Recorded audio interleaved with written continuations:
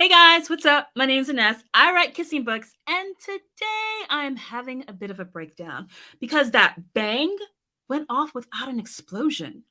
Do you know how to put the wow in bow chicka wow wow? Let me show you how. Let's break it down.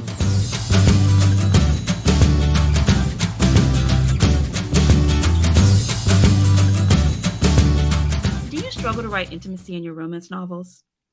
Are you searching for a place to put that love scene in because you know it's expected? Then when you get there, is it all insert tab A into slot B? Have you heard readers say, "Oh, I just skip the sex scenes in books"? Your love scenes should be integral to the plot. Otherwise, it's just description that, yeah, readers can gloss over so that they can get back to that important action in the plot. There was a great Twitter thread going around for a while on the interwebs where a reader said that they skipped the sex scene in Julia Quinn's The Duke and I, book one in the Bridgerton series, only to realize that that sex scene, y'all know what sex scene I'm talking about, was integral to the plot, and the reader had to go back and read it to understand what all the hubbub, y'all know what hubbub I'm talking about, what all the hubbub was about. Please note that I am not saying that your sex scenes should be controversial. What I am saying is that they should be integral to the story. Okay, Anna, so then how do I make my sex scenes integral to the story? Well, we've talked about the 12 pacing points, and it's my opinion that the sex scenes are almost always scenes of growth, of regrouping, or of a setback. Let's recap the first half of my 12-point pacing method. With pace point one, the setup, you're introducing the main characters, you're introducing the world, and you're trying to make your hero and or your heroine empathetic. The second pacing point is that want need that you set up because all characters have goals, and sometimes the character knows exactly what they need and they go through the whole story following after that need of a goal. Other times they bumble around because they think they know what they want until they get to closer to the middle of the story and they figure out what they actually need. The third pacing point is the plan. As soon as the want dialogue of the character or one of the character's friends saying what it is that their character want, a plan usually ensues, even if that plan is, I'm not going to do anything. Well, dear, that's a plan. And so your hero or your heroine will take the first step on their journey. Once they take that first step on their journey, an obstacle gets put in their place because you're just a meanie, and you have to throw something in their way to then test their growth, which is the fifth pacing point. And the growth scene is a reaction to what happened when your hero came face to face with that first obstacle. After a growth scene, or sometimes before, depending upon how your story is going, your hero is going to have a setback or a false victory. They're going to think that they advanced to see that, oh no, what I thought was a win wasn't, or they'll have a real true setback where they get knocked down and they have to start rethinking things, which brings us to the regroup. And in the regroup, your hero or heroine is looking at what just happened and they're asking themselves, is this plan of mine going to work? Am I going to have to make some adjustments? Am I going to have to shift things around? It's those three pacing points, the growth, the setback, and the regroup, that I think is fertile ground, nice comfy sheets for a sex scene to happen. So we're primarily going to be concerned with those last three because it's those last three that characters tend to grow, learn, and evolve emotionally. So if we're going to talk about sex scenes, we need a non-TV rated quintessential text to have as an example. So eeny, meeny, miny, I choose 50 Shades of Grey. 50 Shades of Grey. If you're a romance reader, a romance author, then you would know it's an erotic romance about the sexual awakening of Anastasia Steele, who falls in love with the sexual dominant and enters the world of BDSM. The setup of 50 Shades of Grey is Anna interviewing Christian Grey for her college newspaper. Both of their interests in each other becomes clear during this interview, but it's also clear that Anna wants a traditional relationship with this man, which is not going to happen. She is not going to get that.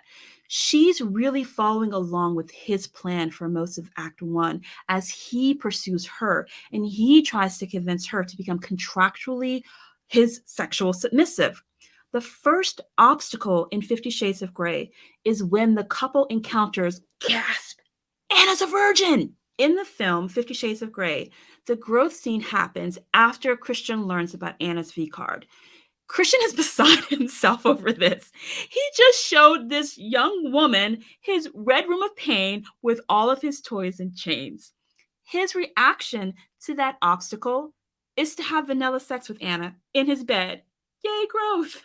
This scene of growth, which is a sex scene, goes straight to the hero's wound of not being lovable and needing to be in control at every single turn. Christian gives up some of his clearly defined rules and boundary lines to accommodate Anna. And you can see that we're chipping away at some of his reasons against falling in love in this love scene where it's in his bedroom, not his playroom, and how he's doing it missionary style with Anna's hands free and not bound. It's showing that change is afoot in this particular person. It's growth for both of them, and the scene is not skippable in order to understand the next part of the story, which brings us to the scene of setback. In general, if one character gives up the goods, so to speak, and there's a problem, either internal or external, then that's likely a scene set for a setback. In the film 50 Shades of Grey, there's more obstacles happening in between the subplots with these two main characters, but we're primarily interested in the banging scenes. The next banging scene happens shortly after Anna wakes up from the first love scene, that growth scene that where he made love to her in his bed. Anna finds Christian in the main room playing a very sad song on the piano.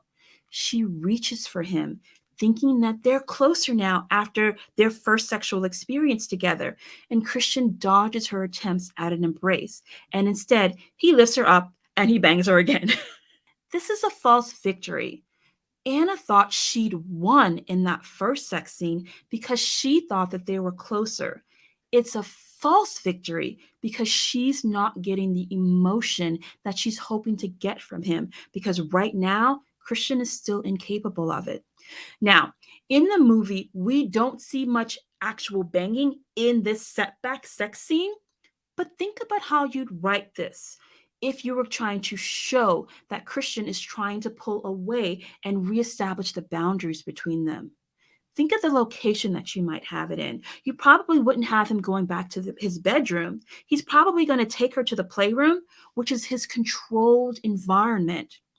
Think about the sex position that they might do it in. It was missionary that first time, and missionary allows for a lot of intimacy and embracing. But this is a setback now. This is a false victory. So maybe he embraces her from the back to avoid any eye contact or kissing. You see where I'm going? This would be a great place to skip over a few of the levels of the 12 stages of intimacy, which we're going to talk about in the next episode. But in a nutshell, the 12 stages of intimacy shows how we get from first contact with the person to getting inside their pants. And it moves from places like eye to eye, hand to hand, mouth to mouth, on downward towards genitals to genitals, which is the 12th spot. In that first love scene, Christian hit all of the 12 stages, starting at the very top with awareness and eye to eye. It was a clear sign that he was moving towards her. But if you take some of those levels away and have him not look at her, have him not touch her hand, and have him go straight for level 12, that would be a clear sign that something is off and his character is going in a different direction than Anna's. The next pacing point is the regroup, where characters often reflect on what their path so far has done, and they either recommit to the forward trajectory that they were on, or they make a new plan of attack. And remember, we're just looking at the banging scene, so there's a lot of things that happen in between that last love scene and this one that's coming up next. So in 50 Shades of Grey, at this point, it's been a few days and a few scenes before our lovers get back between the sheets. And before they do, we come back to that sex contract subplot. Christian has left Anna with the contract to review. He sent her links and keywords to study about his lifestyle.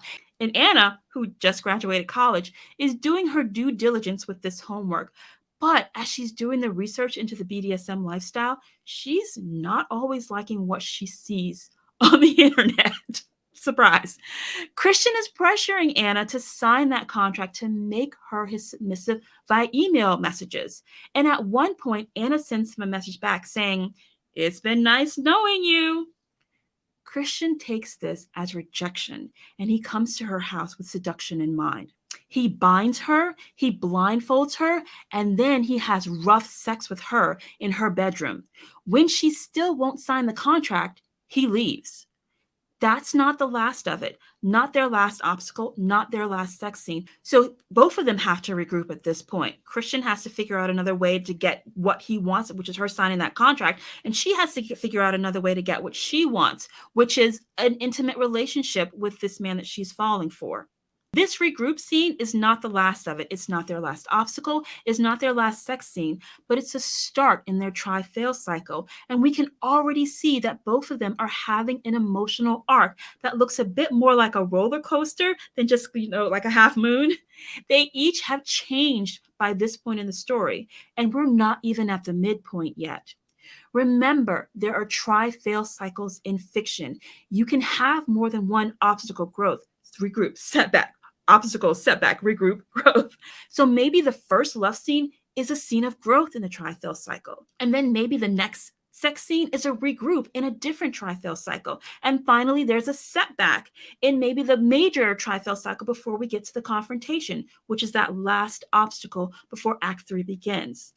Work in your characters' wounds and their goals into these scenes. Use the location or the setting to help illustrate the level of intimacy they are currently at. Use the sexual positions and the particular sex act to indicate your character's motivations in the scenes. Doing all of this will truly help give your readers a wild ride. Be sure and sign up to my newsletter for the launch of my next course, Writing Dirty. And yes, it's dirty, because if you're not doing it dirty, then you're doing something wrong, says the woman who is currently not in a relationship. You can find out more about my upcoming course, Writing Dirty, at InesWrites.com/Writing Dirty, or you can find out more about my new course, Writing Sweet, at InesWrites.com/Writing Sweet. If you want a more in-depth exploration of pacing, try out my Page Turner Pacing course, How to Write a Binge-Worthy Novel in 21 Days, at InesWrites.com/PTP for Page Turner Pacing. In the meantime, you guys, you go and get them words, and I'll try and keep it together until the next time that we break it down. Bye.